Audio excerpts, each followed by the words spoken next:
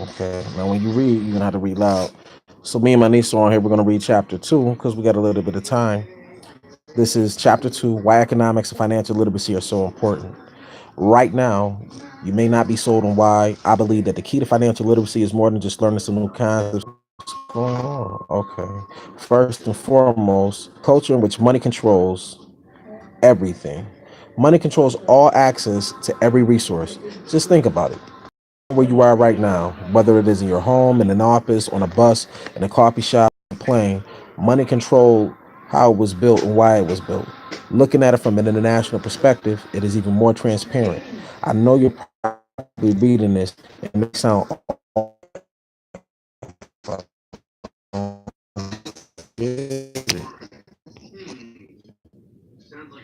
rightfully so. Right. Securities, Securities agent who worked in corporate America as an invest investment. investment profession, Hold on, professional DJ. Let her get for comfortable. She gotta over read. 5 years. I studied Finance. finance at a very high level. I worked with all types of accounts such as personal savings, retirements, I, IRAs IRAs, traditional and both. and Roth. Oh, and Roth. Those are RA accounts. That's what that means. Oh. 529 plans, 529 plans. 529 plans, ESAs, education savings accounts. That's what ESAs are. That's what it Education. stands See, for. ESAs are education savings accounts. Custodial accounts, trust accounts, estimate accounts. Estate accounts. That's like for Oh, property, SD accounts, etc. etc. In addition, I have traded se- Securities. security such That's as gonna be your word. Let her get it. securities such as stocks, bonds, um, Hold on. mu- Not you, him. Let her mu- finish. I'm gonna let you read some. mutual. This is mutual. Mutual. Mutual. In addition, I have Fu- traded securities such as stocks, bonds, mutual funds. oh, ETS, and many other types of securities. They gotta hear you, Dish. It's like you're reading Securities. to a class outside the door. I have worked with multi-million dollars clients on a Multi-million dollar clients. yeah Hmm. on a daily basis, and I have been Stop. She can't seeing read up if you're doing that. close and personal how the financial markets work. I have also seen the huge gap in the financial knowledge and how the average American knows little about financial literacy and little about how money is Leverage. leveraged to build wealth. Say it so they can hear you. They ain't hear Wealth. that. To build wealth. To build wealth. I I have Mm. since Hold it like this so it's flat so you can. You don't need that. Just hold your hands and let your eyes do the work. I have since left corporate America and America You can stand up and if it's better.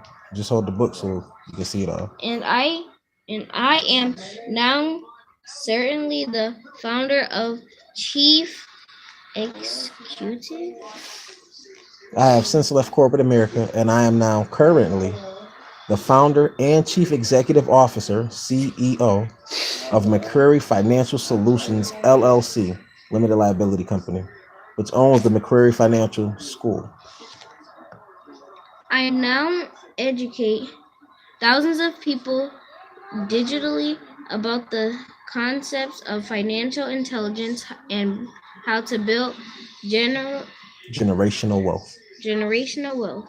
This is my story and why I am so passionate Passionate, yes. passionate about shifting the Paradigm.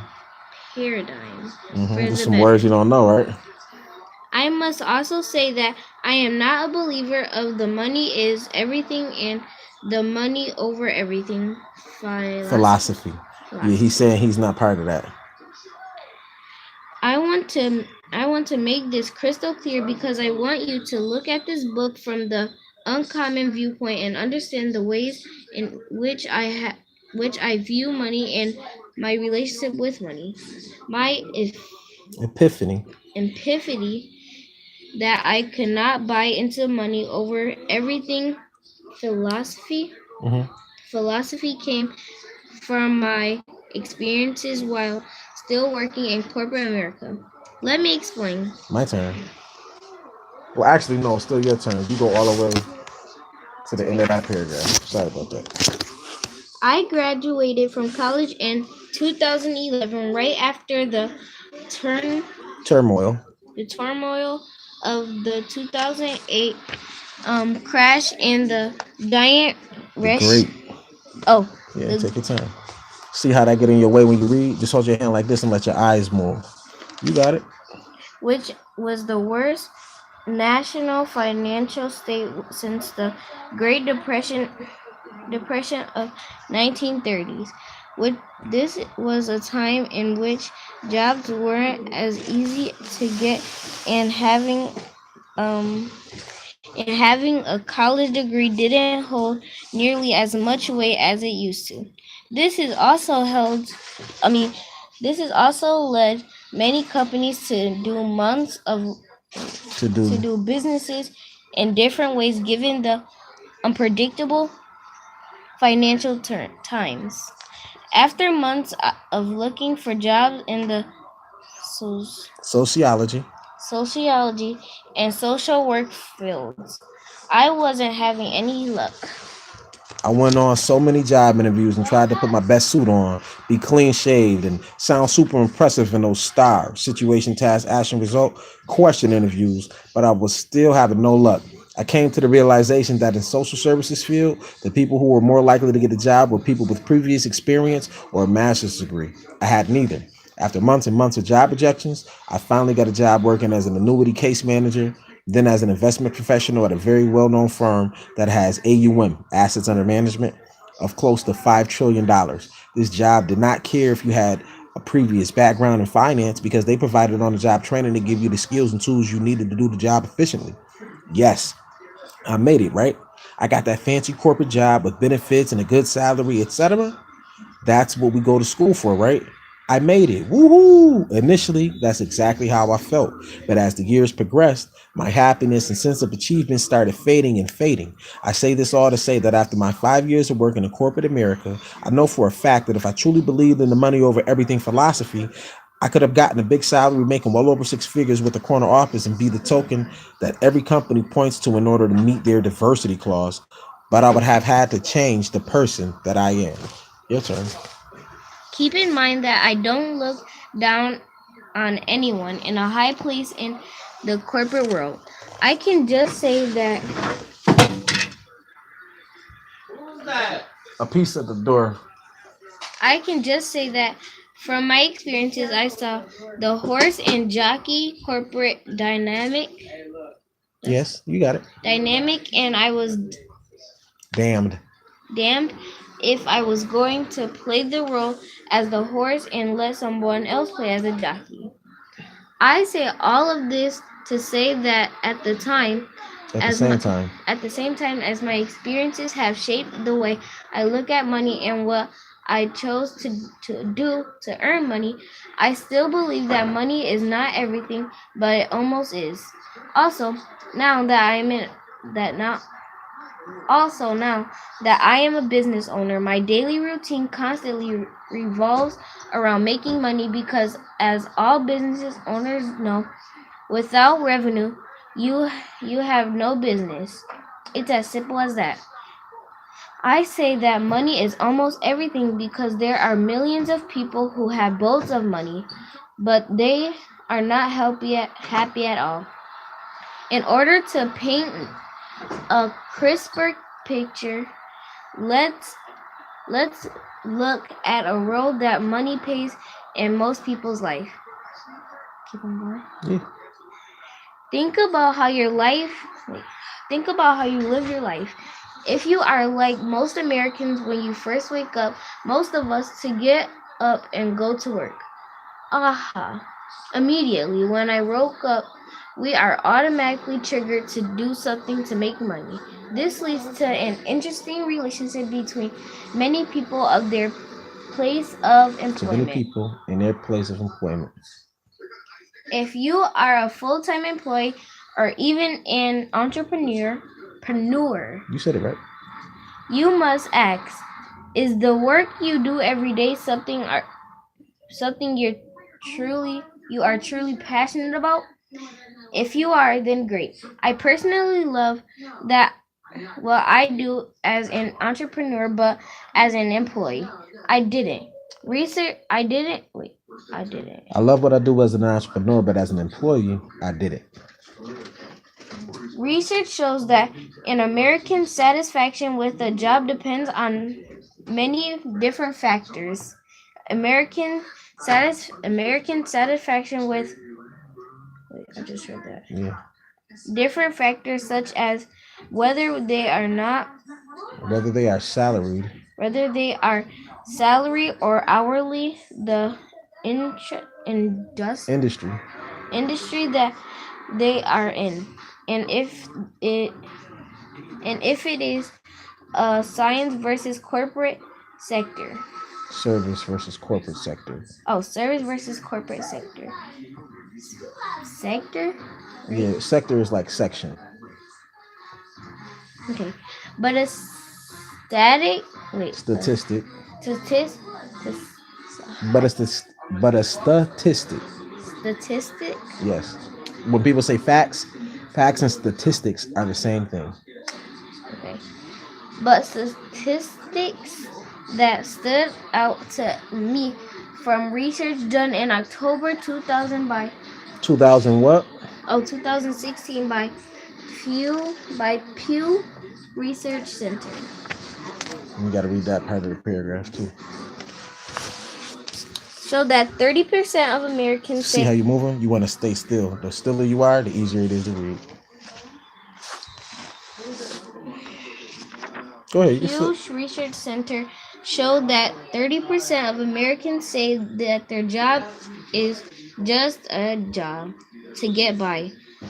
Let the sink in 30% or 1/3 of us working just to work.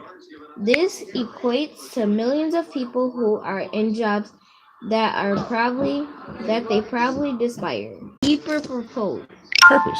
Oh, purpose. Where you at? I'm right here. Okay, finish reading that paragraph.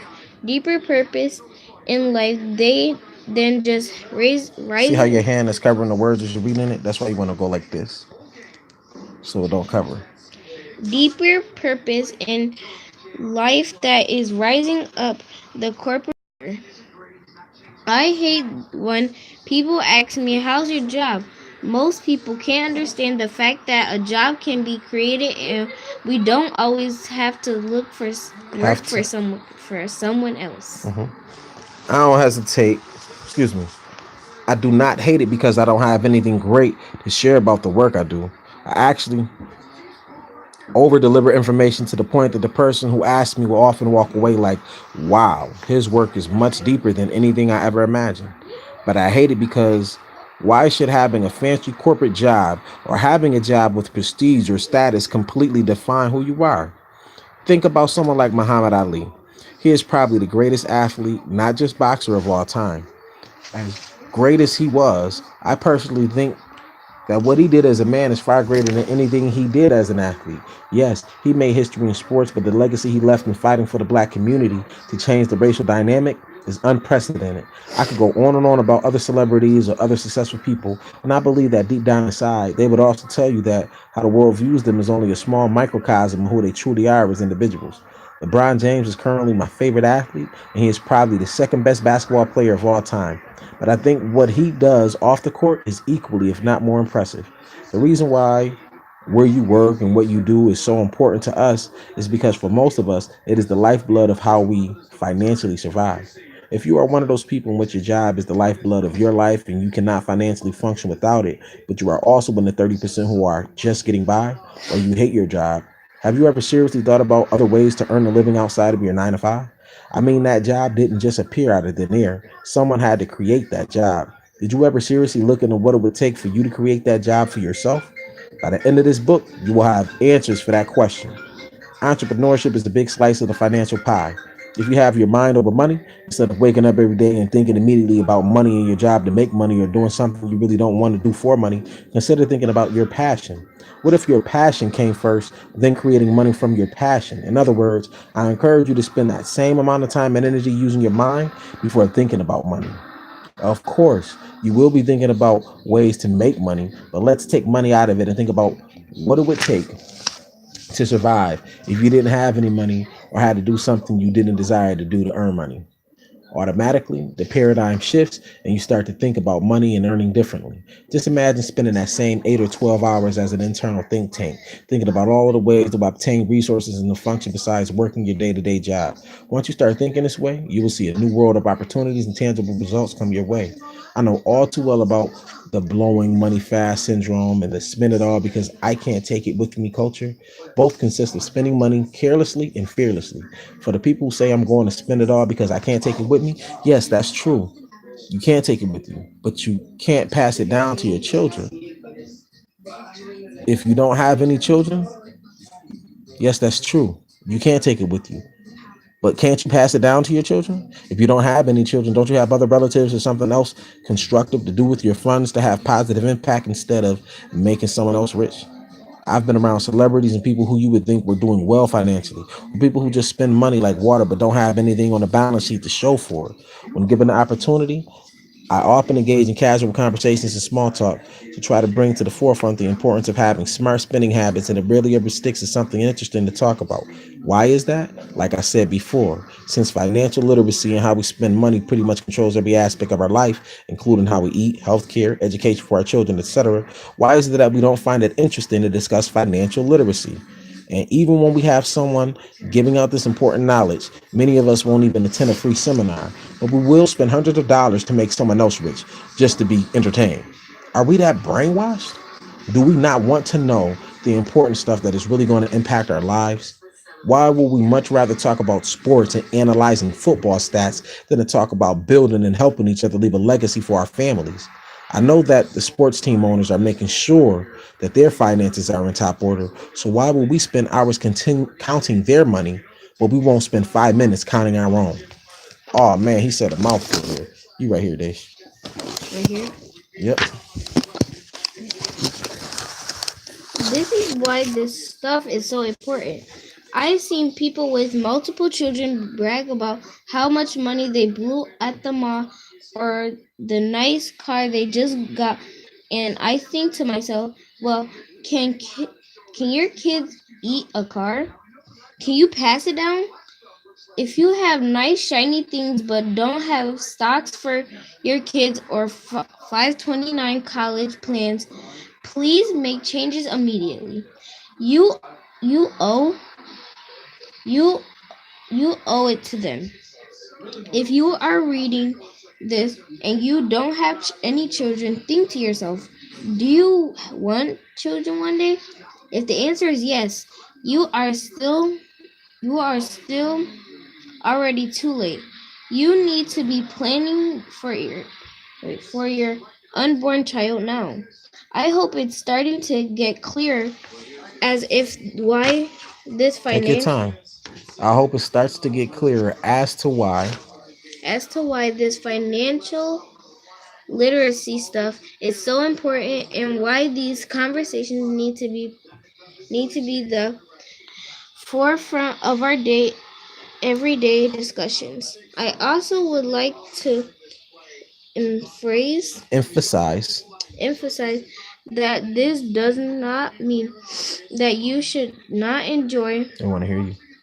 Oh, that wait. I also would like to apologize. Emphasize. See, EM is M, PH is pha, PHA is for actually in size. Emphasize. Emphasize that this does not mean that you should not enjoy nice things, not to be any stretch. Take your time and read every word. I did. You said not to be. That doesn't say not to be. Not by any stretch. I love nice, shiny, fancy things, but at the same time, the goal is to take care of business first. Once you have your mind over money, you will take care of business first and have plenty left over to feed your lavish cravings. Lavish cravings. I will not buy anything nice if I don't have an investment port Portfolio. portfolio. It is as simple as that. Nice. Pay yourself first. Now let's discuss why it is so important to pay yourself first. Many people balance their budget like this. Most people pay all of their bills first, then pay for wants and desires, leisure or play money, then maybe put stuff away for themselves in savings or a few dollars to invest. You actually should be doing the opposite. But once you change your mindset, all you have to do is items, accept those amenities, and you can instantly start a nice nest egg for a rainy day. Simple as that. But are you up for the mental challenge to redirect and keep those dollars safe? I hope so. We owe it to our kids. Just don't go out to eat as much or start with eating fast food one less time and use that money for yourself. If you want to take it further, as soon as you get your income, pay yourself first. Set aside 10% immediately and put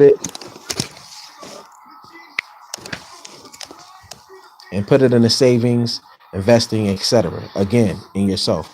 Once you understand the power of redirecting, you will see that no matter what financial state you're in, you can take immediate steps to enhance your financial situation. This is engaging in thoughtful discussions followed by execution is so important. Economics and finance control our everyday lives, every single one of us. Here you go, Dave.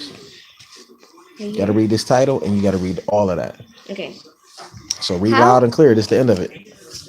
how other successful and financially independent people live their Hold on, lives. wait. Now pull your chair up and sit with your back straight and see how easy it's gonna be to read. Because when you're going like this, the word just moving. Yeah, there you go. Now get comfy. How other successful as financially independent people live their lives. Another important factor to getting ahead financially is to study how financially successful people live their lives.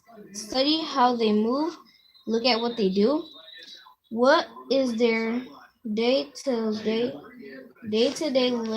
life like, how do they view money, what do they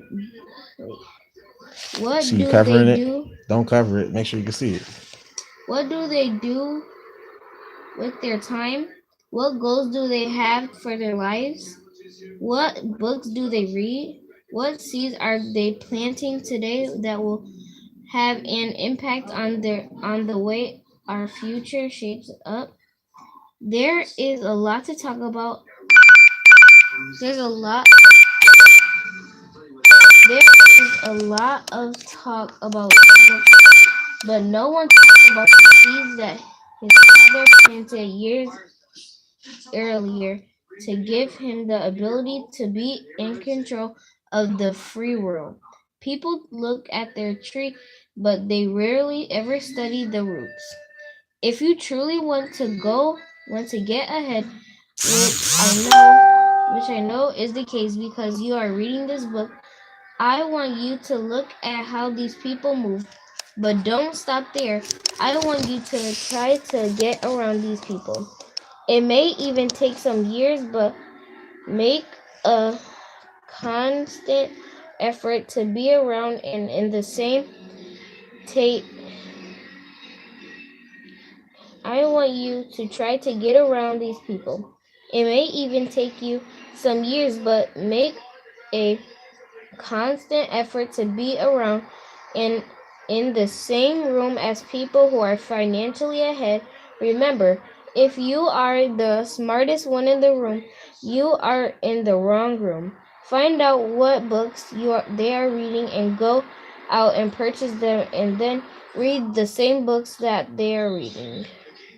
The internet and social media make it vastly easier seek out these individuals and get close to them, even if it can only be it only if even if it can only be Can digitally be done digitally. can be done digitally or virtually. Most of the great relationships they that I have now took years to They want to hear acquire. you. They can't hear you. Most of the great relationships that I have now took years to acquire and thousands of dollars well spent as well. Investing in relationships and information from people who have already have been wait, Read it from the beginning. investing in relationships and information from people who have already been there. Where? Wait, what? Been Take your where? time and read every word. Investing in relationships and information from people who have already been where you are trying to go will save you years of trial and error and save you massive amounts of money on the back end. And that's the end of the chapter, if I'm not mistaken. So did you understand what you was reading? Or will you have to go back and read it again? Oh, that's not the end of the chapter. Yes, it is. See, we already on chapter 3. So that's it. That was me and my niece Dash. We get it popping. The kids is doing it. I don't care if you can't read. You can turn to the channel and you can hear me. I ain't saying I'm the greatest. I'm saying if you listen to this information, use it and you apply it, you'll be able to have some similar success to the people that you're hearing me read this information from. I'm actually using some of the techniques and the wisdom that they're giving out, and it's true. So I'm not telling you I'm perfect. I'm telling you it takes action. It takes a little bit of effort. And if the babies is doing it, niece, how old are you? I'm 10. You're 10. Mm-hmm. She's 10. She's reading an adult business book, a mindset book to get you sharp on your game and put you on a path to building generational wealth and that legacy. With that, I'm going to say peace. Rest up, pretty Subscribe tongue. and like to the channel. Oh, thank you, niece. She is so sweet. Bye. Peace.